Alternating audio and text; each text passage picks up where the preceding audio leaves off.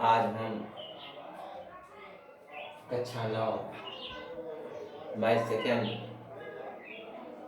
ज्यामिति का अध्ययन द स्टडी ऑफ ज्योमेट्री के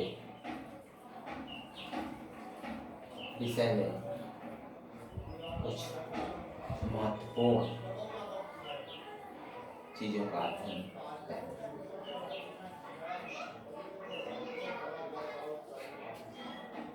बिंदु और रेखाएं, बिंदु और रेखाएं गुणधर्म।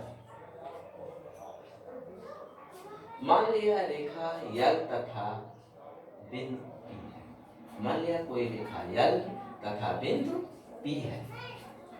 मान लिया कोई रेखा यल तथा बिंदु P है। P अवयव यल, यानी P यल का अवयव।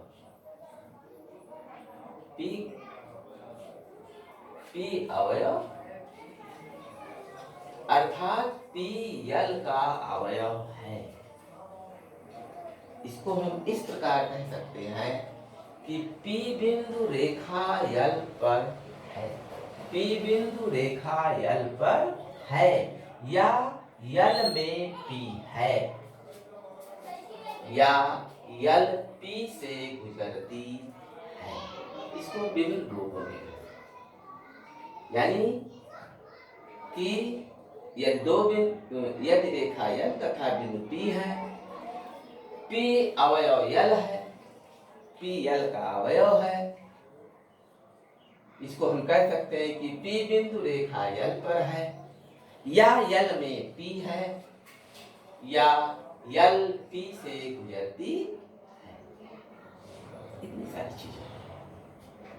ज्यामिति में कुछ कथनों को बिना प्रमाण के सत्य मान लिया जाता है। कल बताया गया था अपरिहित के बारे में। तो वही यहाँ है कि ज्यामिति में कुछ कथनों को बिना प्रमाण के सत्य मान लेते हैं। इन्हें अपरिहित कहते हैं, यानी स्वयं में सिद्ध होता है बिना प्रमाण के। किसी प्रमाण की जरूरत नहीं है, इसे अपरिहित कहते हैं। गुणधर्म संबंधी कुछ अपगृहित निम्नलिखित है। देखिए आगे।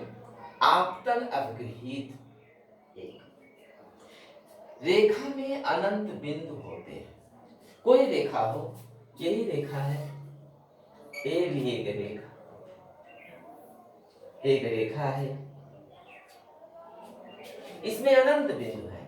1 2 3 4 5 6 7 8 अनंत बिंदु है, यानी जिसकी हम गिनती नहीं कर सकते, अनंत बिंदु। तो आपतन अपगृहित एक, रेखा में अनंत बिंदु होते हैं।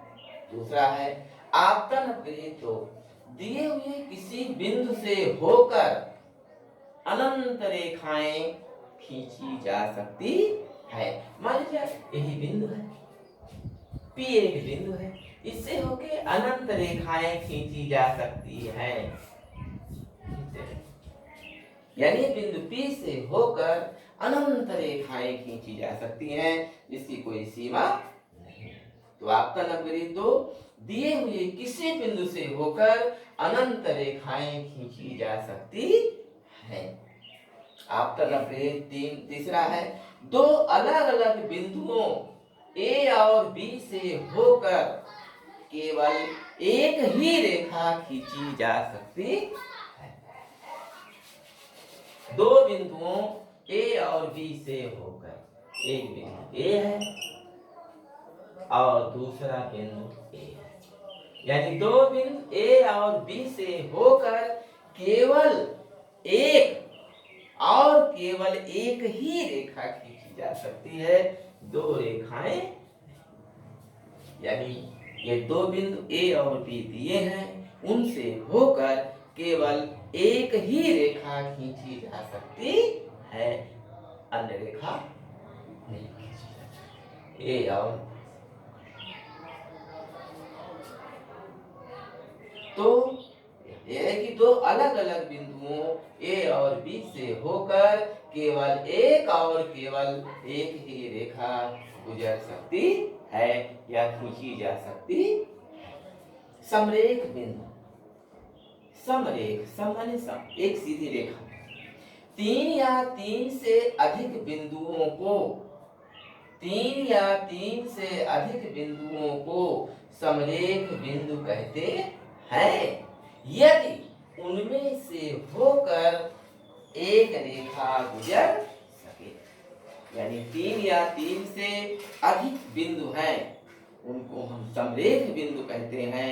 तब कहते हैं जब उन तीनों बिंदुओं से होकर केवल एक ही रेखा गुजर सके। जैसे एक बिंदु ए है, दूसरा बिंदु बी है, तीसरा बिंदु सी है, इनसे होकर केवल एक रेखा गुजर सके। तो इसे हम ए बी और सी को समरेख बिंदु कहते हैं और ए बी सी पूरी रेखा को हम समरेख कहते हैं।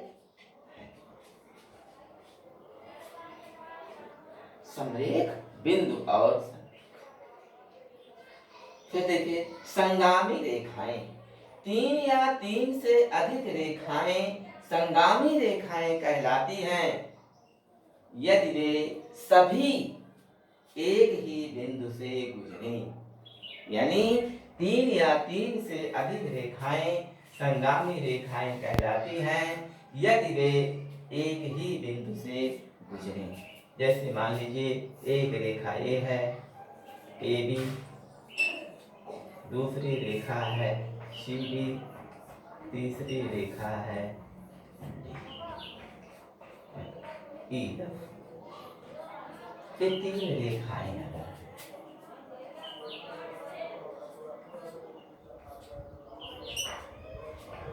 यानी ए बी सी डी और ई एफ, ये तीन रेखाएं हैं, ये तीनों संगामी रेखाएं कहलाती हैं यदि वे एक ही बिंदु P से होकर गुजरे। देख रहे हैं गुजर रही हैं, यानी बिंदु P से तीनों रेखाएं एक ही बिंदु P से होकर जाती हैं, इसलिए इन तीनों रेखाओं को हम संगामी रेखाएं कहते हैं। और उस बिंदु को, जिस बिंदु से होके तीनों संगामी रेखाएं जाती हैं, उस बिंदु को हम संगमन बिंदु कहते हैं। संगमन, संगमन मतलब संगम, तीन या तीन से अधिक रेखाओं का संगम होता है। ये है जैसे इलाहाबाद में है, वहाँ संगम नाम रखा गया। क्यों संगम है? क्योंकि वहाँ तीन नदियाँ मिलती हैं, गंगा, यमुना और सरस्वती, इसलिए उसे हम संगम कहते हैं। उसी तरह से उस बिंदु को हम, जिस बिंदु पर तीनों संगामी रेखाएं प्रच्छेद करती हैं, मिलती हैं, उस बिंदु को हम संगमन बिंदु कहते हैं। इसके आगे का भाग कल बताएंगे। समांतर अपग्रहित हम बताएंगे आपको।